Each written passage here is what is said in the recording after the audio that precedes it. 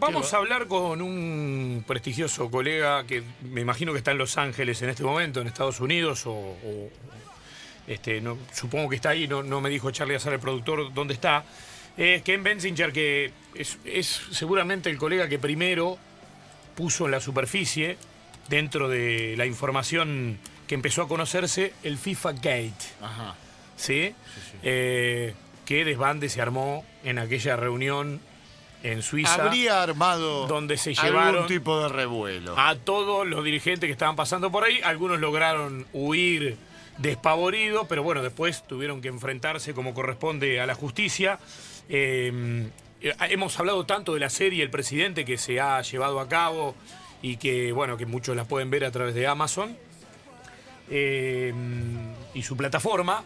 Pero bueno, a ver, es una serie que está plenamente basada en el caso de la FIFA, ¿no? En todo el tema del FIFA Gate, todo lo que se armó en derredor de corrupción, de plata que iba y venía, de sobornos para designar determinados lugares como sedes de campeonatos del mundo, por ejemplo, entre otras tantas cosas, derechos televisivos y todo lo que se mueve en derredor de los eventos en el fútbol del mundo y que están bajo la órbita, por supuesto, de la FIFA. Ken, mi nombre es Germán Sosa, estamos con Eduardo Caimi, con Gustavo Sima, con Damián Trigini, con Fernanda Bonel, en segundo tiempo, aquí en Buenos Aires, en Club 947. ¿Cómo estás vos? Muy bien, muchas gracias por tenerme en su programa y nada, un honor hablar con ustedes. Bueno, el honor es nuestro. Primero, consultarte en qué situación está hoy, por ejemplo, el FIFA Gate, porque hay momentos en los cuales se inunda de información el caso, y todo el mundo habla de esto, y hay mucha información en los medios, y hay periodos de gran silencio donde no se conocen muchos detalles. En este momento, ¿dónde estamos parados con respecto a este tema, más allá de todas las condenas que oportunamente aparecieron en el escenario? Ajá. Bueno, mira, el caso queda así. Al principio de abril había una nueva acusación presentada por la Fiscalía y eso nombró 3 nuevos acusados en el caso. Tenemos un argentino que también tiene ciudadanía de Norteamérica, de Estados Unidos. Él es Hernán López. Tenemos otro que era colega de él, que es un mexicano, que se llama Carlos Martínez. Y luego tenemos un español, Gerard Romy, que era el director cooperativo de MediaPro. Y bueno, López, el argentino, fue el director de Fox Latino y Fox International Channels, y Carlos Martínez trabajaba bajo él. Esos dos manejaban los derechos televisivos de fútbol para Fox en toda Latinoamérica, ¿no? Ellos compraban continuamente los derechos para Copa Libertadores en Latinoamérica a través de las estructuras que vimos, aprendimos durante el juicio de antes, que manejaba Alejandro Bursaco principalmente. Compraban los derechos que él vendía con TIC, consiguiendo los permisos de Julio Grondona, de Nicolás Leós de Paraguay y de Ricardo de Teixeira de Brasil. Bueno, esos dos quedan acusados nuevamente de sobornar, ¿no? Y de fraude y de lavado de dinero.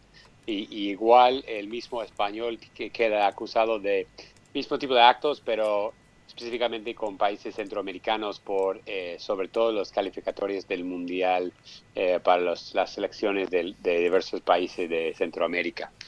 Entonces quedamos con eso, que es un nuevo detalle del caso de abril. Y mientras tanto tenemos el caso de Juan Ángel Naput, que es uno de los dos que fue condenado por jurado y ahora está en la cárcel. Naput fue condenado en diciembre de 2017 y sentenciado a 9 años de la cárcel. Y ahora está apelando su veredicto, está diciendo que el juicio no fue justo. Y estamos en la espera de la decisión de la Corte de Apelaciones de su apelación. Si él gana, no es que gane su libertad, gana la oportunidad de tener un segundo juicio. Entonces, esas son las dos cosas principales, por lo menos públicos, que sabemos del caso. Todavía las autoridades buscan algunos figuras acusados desde 2015, principalmente entre ellos es Jack Warner de Trinidad, que sigue en la lucha contra su extradición, y algunos otros que nunca han aparecido, figuras de diferentes países que no han podido lograr. Pero vale la pena apuntar que poco a poquito muchos van muriendo. Sí. En el caso, por su vejez, han muerto 5 o 6 personas en diferentes partes del caso, desde delatores que han muerto, que también gente condenado y acusado, como Rafael Callejas, que fue presidente del país de Honduras y también presidente de su federación de fútbol, falleció antes de recibir su sentencia, y también figuras como Carlos Chávez de Bolivia, que nunca la agarraron y ahora falleció.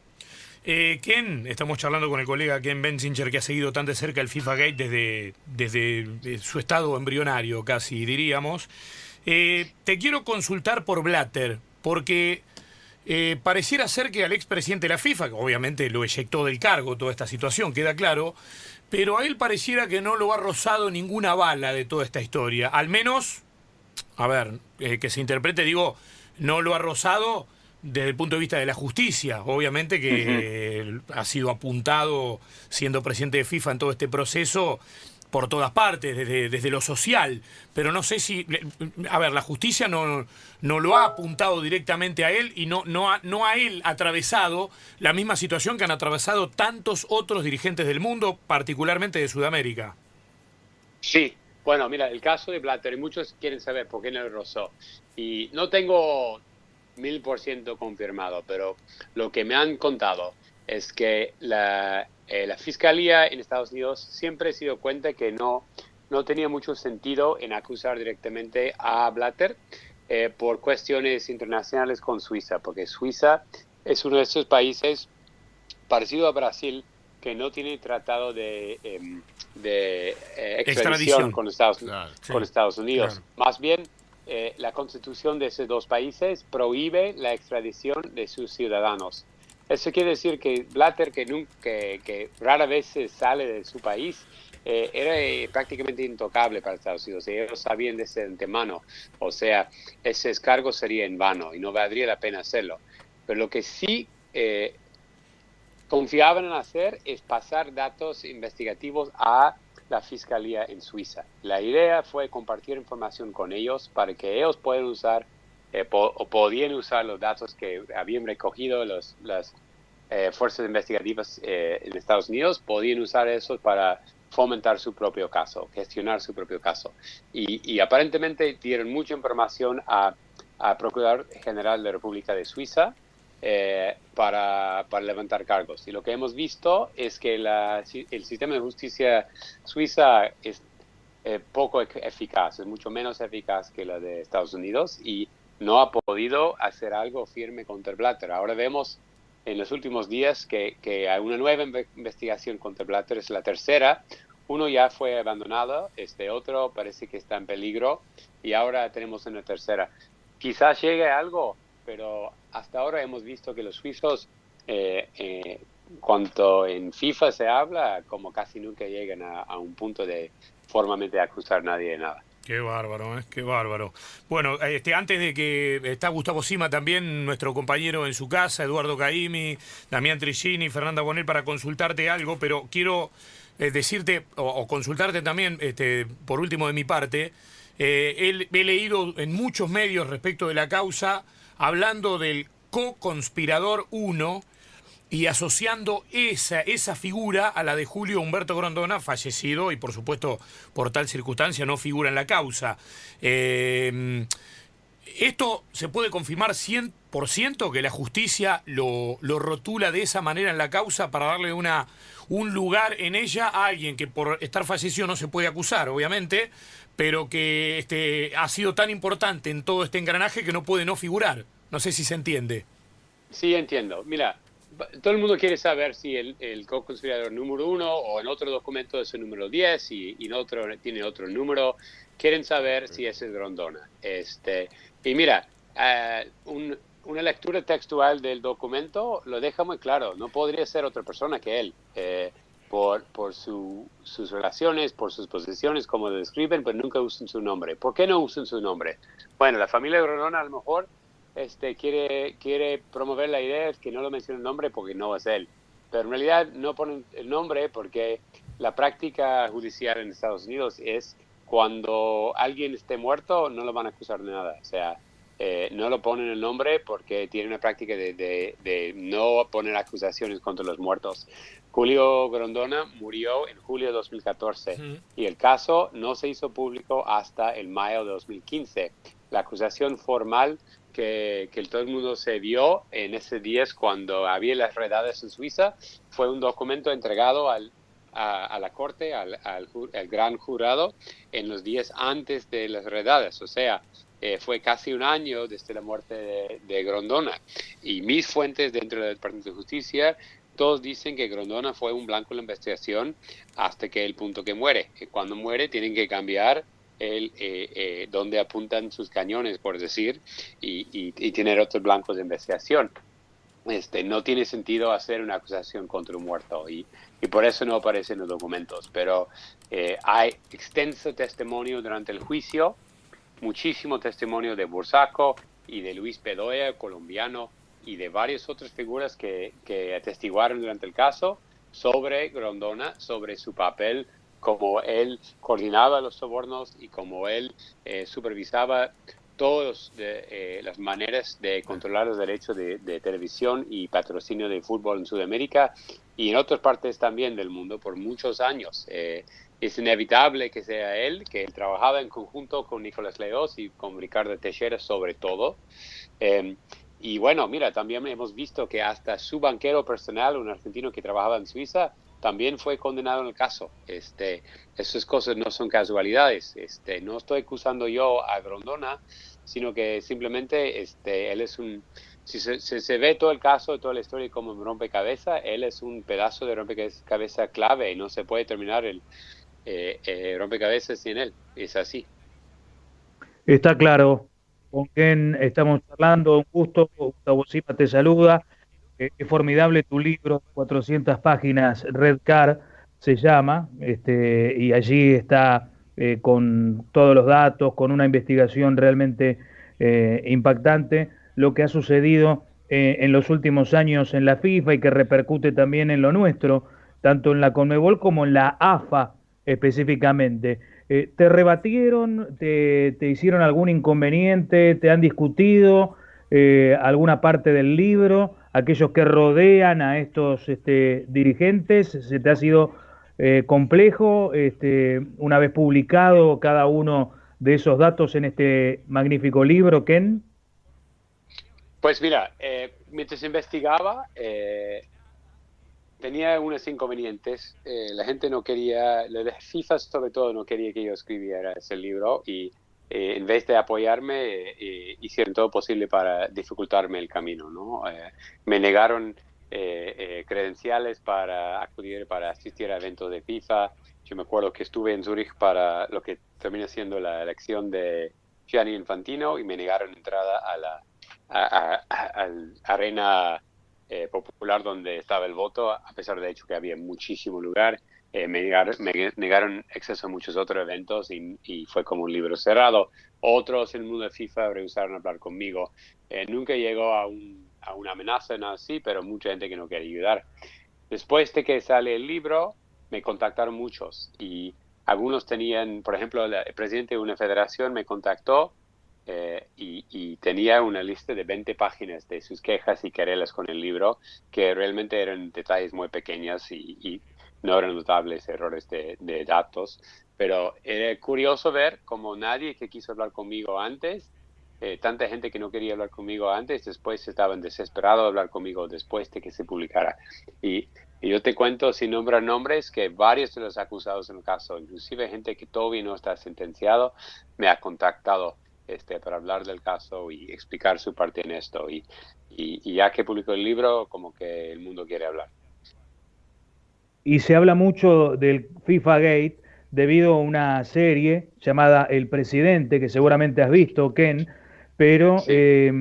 Al mismo tiempo de pedirte una opinión acerca de esa serie y la veracidad de lo que se publica a través de esa serie, te quiero decir que este libro que vos publicaste podría ser tranquilamente el guión de una serie que sería real, con todos los datos que han sucedido y esperando las últimas sentencias. Pues mira, por supuesto conozco la serie El Presidente, me dieron la oportunidad de verlo un poco antes, lo vi en los días antes de que saliera al público, así que pude estar alentado un poquito. Vi todos los episodios y disfruté viéndolos, pero realmente lo tomé como una obra de ficción. Estoy promoviendo mi libro un poco acá, así que me tienen que perdonar, pero diría que Tarjeta Roja, mi libro, que también está editado en español, podría ser un excelente como acompañamiento a la serie para ver qué acertada es y qué funciona, qué cosas eran ciertos y qué cosas no eran ciertos. En realidad, lo que hacen es toman lo que pasó y lo modifican mucho para incrementar la drama. Y Sí. hay algunas cosas para mí funcionan, otras no. Como obra dramática, yo no soy una crítica de arte, ni de cine, ni de televisión. Puedo decir que es disfrutable en sus momentos, pero también puedo decir que la vi con mi mujer, que dijo que no entendió mucho porque no explicaba todas las redes de corrupción y cómo funciona. Yo los entendí porque pues viví eso por muchos años. Pues yo diría, por ejemplo, donde falla mucho, pero mucho, donde está muy, muy, muy lejos de la realidad, es el lado policíaco. La FBI, por ejemplo, nunca había un agente así en el caso. En realidad, ninguno de los agentes en el caso eran mujeres, eran todos hombres. Había fiscales mujeres, pero no había ningún agente del FBI así. Y además, la FBI no funcionó en el caso así. No había operativos del FBI ni en Chile, ni en Paraguay, ni en Suiza. O sea, todo se coordinó desde Estados Unidos, desde Nueva York y Los Ángeles principalmente, y no había agentes en otros países operando encubiertos. Además, en realidad técnicamente es ilegal. Un agente de FBI no puede operar en Chile o en Paraguay grabando gente oculta portando un arma. No, está en contra de las leyes de ese país. Además, no lo harían porque si sale eso en evidencia, arruina el caso. O sea, si llega a tributo, llega al juicio, destruye todo el caso si se descubre que un FBI operó en otro país sin permiso. Entonces, eso nunca pasó. Y también toda la drama, toda la historia de que Hathaway fue el centro de todo, que fue el sapo que destapó todo, tampoco es cierto. En realidad, Hathaway fue un presidente más en Sudamérica y sí colaboraba en recibir sobornos, pero no fue el líder ni nada y tampoco fue el sapo central, fue el delator central. Él no empezó a colaborar con la justicia hasta después de esas redadas que mencionamos antes. Él empezó a colaborar en julio o agosto de 2015, es decir, después de que todo lo que pasó en la serie que vimos. En realidad, él fue tan asombrado por lo que pasaba en mayo de 2015 que los demás, y no jamás andaba a las reuniones de Conmebol con un grabador dentro de su llavero ni nada así. Eso nunca pasó. Entonces, todo eso es un invento. Divertido, sin duda. Y como una manera de ver ese mundo oscuro de la corrupción en fútbol, bárbaro. Yo entiendo totalmente que las series atraen mucho más vistas y mucho más gente que libros, pero está un poco lejos de realidad. Mi última pregunta tiene que ver con que si ha cambiado mucho o casi nada o nada en la actualidad tanto los manejos de la FIFA como los de la Conmebol. Mira, sí ha habido muchos cambios en cuestión de la administración, ¿no? Los nombres son muy diferentes, las personas son diferentes, y han cambiado un poco las reglas y supuestamente han orientado sus reglas más a transparencia, pero a veces siento que eso es más cosmética que nada más, que en realidad los que dirigen fútbol todavía tienen la misma actitud sobre transparencia y sobre los fines importantes del deporte que antes.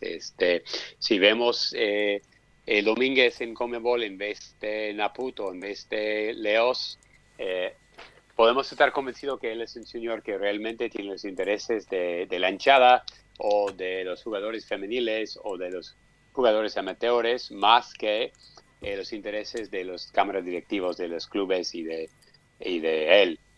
No podemos saber eso todavía porque todavía el deporte está muy cerrado, tiene libros cerrados, no comparte la información y todavía resiste los esfuerzos de de países y otros grupos de regular sus actividades y estar seguro que lo que hacen realmente está dentro de los estándares aceptables de cómo se debe gobernar una organización, ¿no?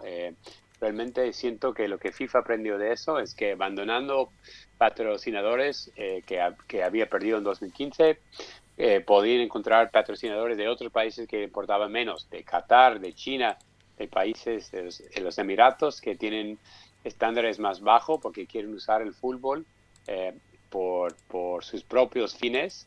Y para mí los perdedores siguen siendo esos que mencioné antes, las mujeres que quieren jugar fútbol, los niños que en países pobres que no tienen recursos, la gente que quieren tener una liga amateur no porque quieren ser el próximo Messi, pero porque quieren jugar fútbol para el gozo del deporte y no hay recursos y no hay canchas.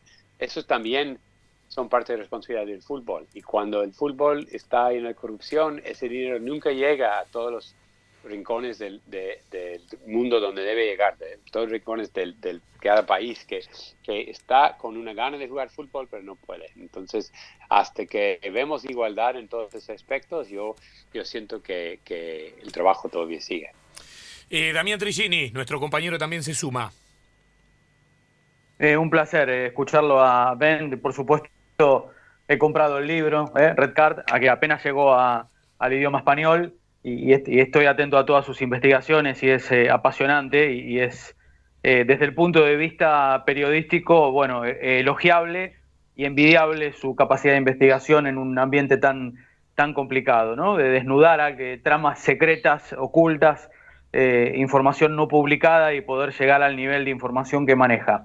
En nuestro programa, Humberto Grondona, la semana pasada, bueno, por supuesto, descalificó a la serie El Presidente, y dijo que nunca pudieron comprobar que su padre haya sido el co-conspirador, no por el simple hecho de que haya fallecido antes de la investigación, sino porque tampoco pudieron ir sobre la búsqueda de dónde está el presunto dinero que haya generado cualquier intervención de Grondona, porque ellos son sus familiares directos, y le dice hoy, con la información que hay, con la caída del secreto fiscal en Suiza, en paraísos fiscales y demás, a los familiares directos nos deberían haber encontrado algo, y ya pasaron un montón de años y aquí estamos. Vivimos todos en Argentina y no tenemos ningún problema con la justicia.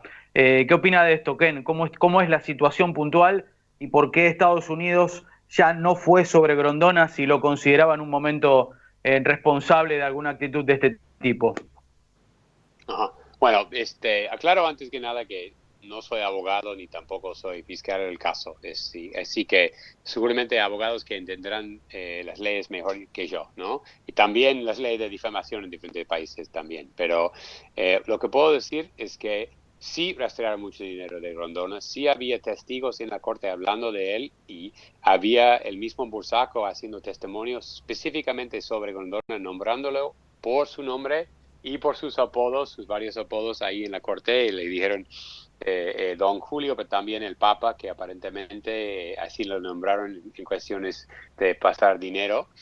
Y también tienen la condena de Jorge Arzuaga, que a lo mejor no es un nombre que todos conocen, pero Arzuaga fue el banquero de Grondona en Suiza, y en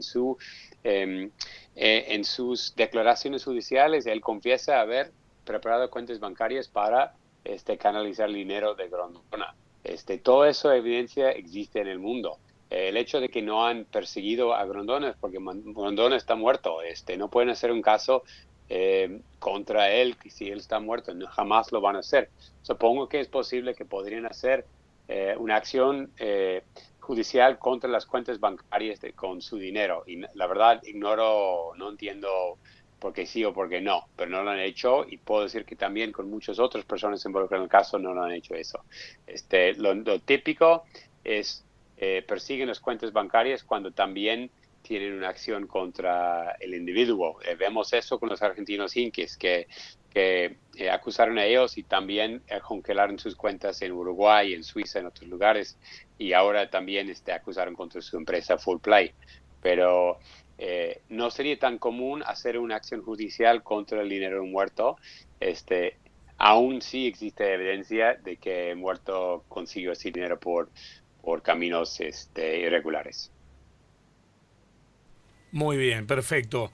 Ken, te agradecemos profundamente. Queríamos poner al día un poco el FIFA Gate, que ha sido algo que ha hecho hablar al mundo del fútbol y al mundo en general, después de aquel episodio de la detención masiva y bueno, y por supuesto con un seguimiento informativo respecto de todo lo que fue pasando con el tiempo.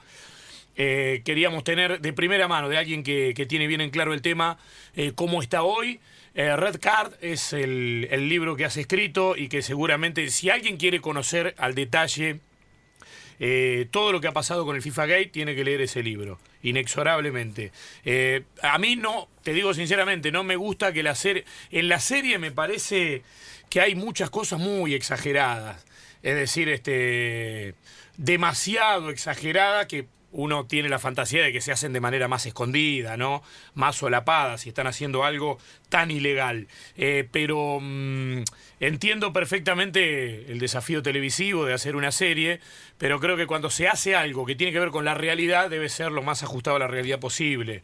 Y no por ahí estar contando cosas que, como bien marcaste, no han sido tan así en un montón de aspectos. Pero bueno, en fin, queremos agradecerte este rato. Estoy de acuerdo con eso. O sea, en momentos, yo siento que en una historia tan pintoresco de por sí, la verdad no necesita más pimiento, ¿no? Claro. No necesita salarlo más. Ya tiene todos los detalles que uno necesita. A pesar de eso, por ejemplo, hay una escena, perdón, que revela lo que es en la serie, pero hay una escena en que creo que es el boliviano dentro del bar del Conmebol ahí en Paraguay, rompe un vidrio y básicamente mata a un tipo ahí en el bar, ¿no? Es una escena de una violencia totalmente inesperada y muy lejos de cómo era. O sea, nadie ha acusado a esos figuras del fútbol de matar a nadie o ser violentos. Es muy lejos de eso. Me parecía innecesario ese tipo de conducta o las drogas y cosas así, cuando en realidad era más como una especie de crimen organizado tras puertas cerradas que una fiesta de violencia tipo Scarface, tipo Cara Cicatriz, no era así. Sí. Y me parece innecesario y estoy de acuerdo contigo esto, y realmente puedo decir que cuando leen la historia de verdad se ven que está lleno de drama, está lleno de mucha traición, está lleno de amor y amistad que se va mal, todas esas cosas que nos gustan el drama y tienen beneficio de ser verdad, que realmente pasó. Exactamente. Bueno, te agradecemos mucho este rato, un gran abrazo. Pues un abrazo a todos y que se cuiden mucho. Se ve de aquí, con un poco de envidia Argentina, que se ha controlado tanto ese virus. Realmente, cuando se ve en los países vecinos de Argentina, Chile, Brasil, con tanto problema con la enfermedad, es admirable el trabajo que han hecho y que cuán solidario es todo el pueblo ahí. Realmente estoy impresionado por eso. Un gran abrazo.